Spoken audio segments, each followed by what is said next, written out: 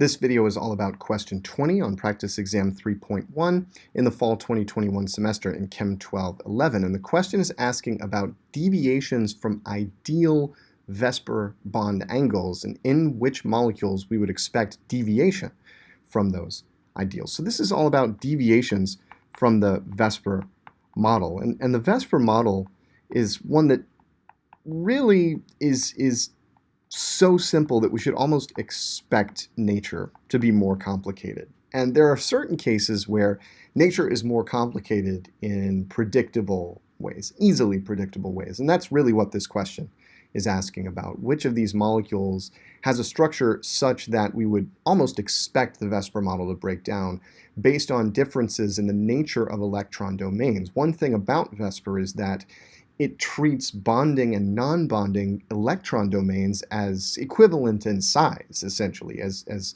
you know, for example, in the tetrahedral geometry, a lone pair is just as good as a bond, and all of the angles between the lone pair and the bonds and each other are all 109.5. Of course, in reality, that doesn't hold true.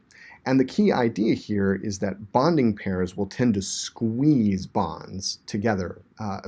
Non-bonding pairs will tend to squeeze bonds a little bit closer together, causing a deviation from VSEPR ideals. So for example, in a molecule like CH4, we might have tetrahedral, geometry, 109.5 degree bond angles, things like this.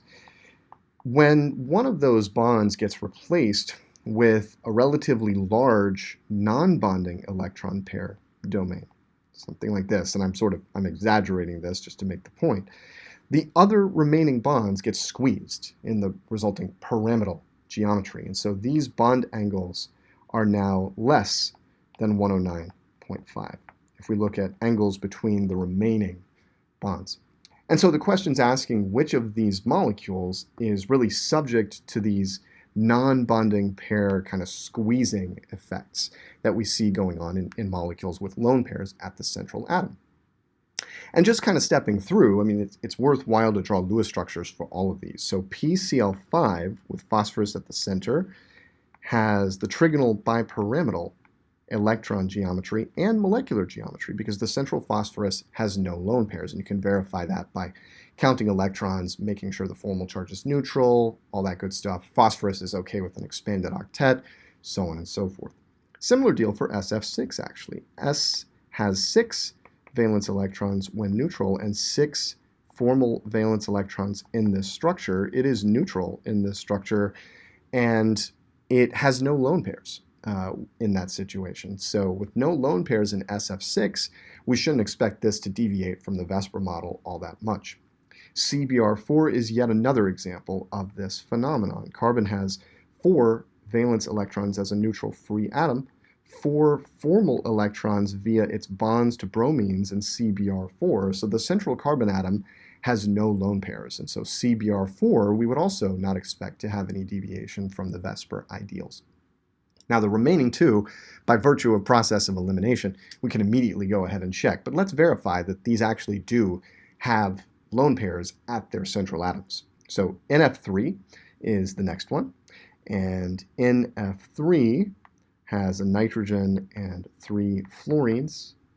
We actually have 2 electrons at nitrogen unaccounted for, and those exist in the form of a lone pair. And actually, let me go ahead and circle that lone pair to make the point that the reason these bond angles between the remaining NF bonds tend to be less than 109.5 is as a result of repulsion from the non-bonding lone pair. This is a bit of a hand-wavy explanation, but one that works in the vast majority of introductory chemistry courses. So NF3 is a molecule where we would expect less than 109.5 degree bond angles, less than the VSEPR ideal.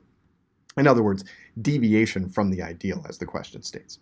Now, what about H2S? Well, let's look at a Lewis structure of H2S really quick. HSH. There it is, and now in HSH we have not 1, but 2 lone pairs. And the 2 lone pairs in HSH are going to have the same effect as the lone pairs in NF3 in kind of squeezing the HS bonds together and making this bond angle less than the theoretically predicted 109.5 degree bond angle for a bent geometry with a tetrahedral electron geometry. So here again, we would expect a deviation from the VSEPR ideal based on the presence of those lone pairs. So at the end of the day, it came down to just identifying the lone pairs at the central atom as the source of VSEPR deviations. They are an important source of deviations from the VSEPR model, and the only two molecules in this list with lone pairs at the central atom are NF3 and H2S.